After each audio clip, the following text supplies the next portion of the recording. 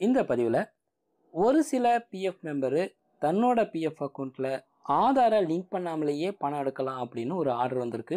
அதை பற்றி தான் இந்த பதிவில் பார்க்க போகிறோம். வெல்கம் பேக் அரிமா விழித்திரு.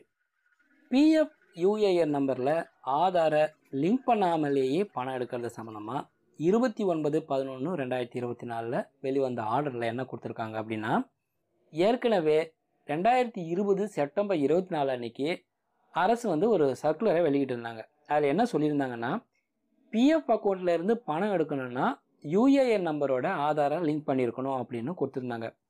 ஆனால் சில பேரோட பிஎஃப் அக்கௌண்ட்டில் ஆதாரை லிங்க் பண்ணுறதுல பல பிரச்சனையை சந்திக்கிறதாகவும், அதனால் தன்னோட பிஎஃப் அக்கௌண்ட்லேருந்து பணம் எடுக்க முடியாமல் சிரமப்படுறதாகவும் பிஎஃப் ஆஃபீஸுக்கு நிறைய கம்ப்ளைண்ட்டு போச்சு. அதனால் பிஎஃப் யூஏஎன் நம்பரோட ஆதாரை லிங்க் பண்ண முடியாத குறிப்பிட்ட வகையான பிஎஃப் உறுப்பினர்களின் கிளைமை செட்டில் பண்ணுறது சம்மந்தமாக ஒரு செயல்முறை ஆவணத்தை வெளியிட்டிருக்காங்க. இதில் விலக்கு அளிக்கப்பட்டவங்க யார் யார் அப்படின்னு பார்த்தீங்கன்னா, 1 இன்டர்நேஷ்னல் ஒர்க்கர். இவங்க ஆதார் கார்டை வாங்காமல் இந்தியாவை விட்டு வெளியேறின சர்வதேச பணியாளர் அப்படின்னு சொல்லுவாங்க. இன்னும் விளக்கமாக சொல்லணும்னா, வெளிநாட்டில் இருந்து இந்தியாவுக்கு வேலைக்கு வந்துட்டு வேலை செஞ்சு பிஎஃப் பங்களிப்பையும் செலுத்திட்டு கிளைமுக்கு அடிக்கடி தேவைப்படுற ஆதார் கார்டை வாங்காமல் இந்தியாவை விட்டு வெளியேறினவங்க. 2 நிரந்தரமாக வெளிநாட்டுக்கு குடிபெயர்ந்து அந்த நாட்டு குடியுரிமையை வாங்கின இந்திய தொழிலாளி. இன்னும் விளக்கமாக சொல்லணும்னா, இவர் இந்தியாவில் இருக்கிறப்ப இபிஎஃப்க்கு பங்களிச்சிருக்காரு. ஆனால் இவர் வெளிநாட்டில் நிரந்தரமாக செட்டில் ஆனதால் கிளைமுக்கு அடிக்கடி தேவைப்படுற ஆதார் கார்டை வாங்காமல் இருக்கிறதால இவங்களாலையும் கிளைம் பண்ண முடியலை. 3 நேபாளம் மற்றும் பூட்டான் குடிமக்கள். இவங்களை பார்த்தீங்கன்னா பெரும்பாலும் இந்தியாவில் தான் வேலை செய்கிறாங்க. ஏன்னா இந்த 2 நாடுகளுக்கு இடையில் ஃப்ரீடமான வேலைவாய்ப்புகளை அலோவ் பண்ணுற ஸ்பெஷல் அக்ரிமெண்ட் இருக்குது. ஆனால் இந்த அக்ரிமெண்ட் இருந்தால் கூட அவங்க இந்திய குடிமக்கள் கிடையாது. அதனால் இவங்களாலையும் ஆதார் அட்டையை வாங்க முடியாது. இவங்களும் இபிஎஃப்க்கு பங்களிப்பை செலுத்தியிருக்காங்க.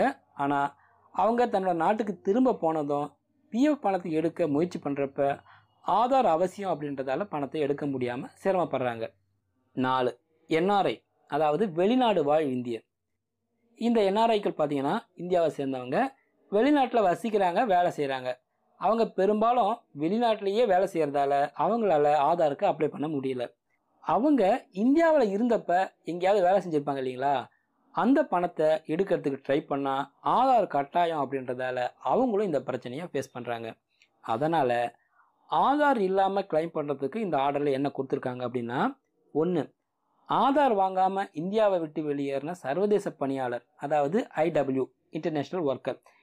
இவங்க தன்னோட பிஎஃப் அக்கௌண்ட்லேருந்து பணம் எடுக்கணும் அப்படின்னா அதுக்கு ப்ரூஃபாக தன்னோட பாஸ்போர்ட்டு, பேங்க் பாஸ்புக்கு, மற்ற தேவையான டாக்குமெண்ட்ஸ் எல்லாத்தையும் உடல் ரீதியாக நேரில் போய் பிஎஃப் ஆஃபீஸில் சப்மிட் பண்ணணும். இதுவே கிளைம் அமௌண்ட்டு 5 லட்சத்துக்குள்ளே இருந்துச்சுன்னா பிஎஃப் ஆஃபீஸில் நீங்கள் சப்மிட் பண்ண டாக்குமெண்ட்ஸு, பேங்க் டீட்டெயில்ஸ் இது எல்லாத்தையுமே வெரிஃபை பண்ணிவிட்டு நெஃப்ட் ட்ரான்ஸ்ஃபர் மூலமாக உங்கள் பிஎஃப் அமௌண்ட்டை உங்களோட பேங்க் அக்கௌண்ட்டுக்கு அனுப்பிடுவாங்க. ஆனால் கிளைம் அமௌண்ட்டு 5 லட்ச ரூபாய்க்கு மேலே இருந்துச்சுன்னா தொழிலாளியோடைய அடையாளத்தை நீங்கள் வேலை செஞ்ச முதலாளி உறுதிப்படுத்தணும். அதுக்கப்புறமா தான் நெஃப்ட் ட்ரான்ஸ்ஃபர் மூலமாக உங்கள் பேங்க் அக்கௌண்ட்டுக்கு பணத்தை அனுப்புவாங்க அப்படின்னு கொடுத்துருக்காங்க. இதுவே நிரந்தரமாக வெளிநாட்டில் குடிபெயர்ந்து வெளிநாட்டு குடியுரிமையை வாங்கின இந்திய தொழிலாளியாக இருந்தாருன்னா அந்த நாட்டுடைய குடியுரிமை சான்றிதழையும், பேங்க் பாஸ்புக்கு, மற்ற தேவையான டாக்குமெண்ட்ஸ் எல்லாம் உடல் ரீதியாக நேரில் போயிட்டு பிஎஃப் ஆஃபீஸில் சப்மிட் பண்ணணும். மேலே சொன்ன மாதிரி தான் கிளைம் அமௌண்ட்டு 5 லட்சத்துக்கு கம்மியாக இருந்துச்சுன்னா நெஃப்ட் ட்ரான்ஸ்ஃபர் மூலமாக உங்கள் பேங்க் அக்கௌண்ட்டுக்கு அனுப்புவாங்க. ஒருவேளை 5 லட்சத்துக்கு அதிகமாக இருந்துச்சுன்னா உங்களோட அடையாளத்தை நீங்கள் வேலை செஞ்ச முதலாளி உறுதிப்படுத்தணும்.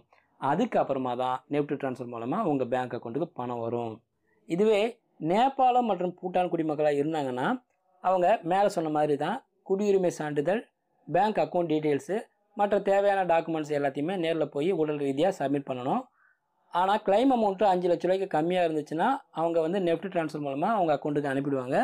இதுவே 5 லட்ச ரூபாய்க்கு மேலே இருந்துச்சுன்னா அவங்க வேலை செஞ்ச இடத்துல முதலாளி நீங்கள் தான் அந்த அக்கௌண்ட்டுக்கு உரிமையாளர்னு உறுதிப்படுத்தணும். அதுக்கப்புறமா தான் நெஃப்ட் ட்ரான்ஸ்ஃபர் மூலமாக பணத்தை உங்கள் அக்கௌண்ட்டுக்கு அனுப்புவாங்க. மேலே சொன்னவங்களுக்கு யூஏஎன் நம்பர் கண்டிப்பாக கிரியேட் செய்ய வேண்டியது அவசியம். ஆனால் இவங்கக்கிட்ட ஆதார் கார்டு இல்லாத காரணத்தால் இவங்க மட்டும் பிஎஃப் யூஏஎன் நம்பரோட ஆதாரை லிங்க் செய்ய வேண்டிய அவசியம் இல்லை அப்படின்னு இந்த ஆர்டரில் கொடுத்துருக்காங்க. அடுத்து என்ஆர்ஐ, அதாவது வெளிநாடு வாழ் இந்தியர். இவங்களுக்கு என்ன கொடுத்துருக்காங்க அப்படின்னு பார்த்தீங்கன்னா, இந்திய பாஸ்போர்ட்டை வச்சிருக்கிற எந்த ஒரு என்ஆர்ஐயும் மைனராக இருந்தாலும் சரி மேஜராக இருந்தாலும் சரி அவங்க இந்தியாவில் ஆதார் கார்டுக்கு அப்ளை பண்ணலாம். அதாவது 182 நாள் இந்தியாவில் தங்கி இருக்கணும் அப்படின்ற விதிமுறை இவங்களுக்கு கிடையாது. அதனால இவங்களால ஆதார் கார்டுக்கு அப்ளை பண்ணி வாங்க முடியும் அப்படின்ற காரணத்தால் இவங்களுக்கு விதிமுறைகளில் எந்த ஒரு தளர்வுமே கிடையாது.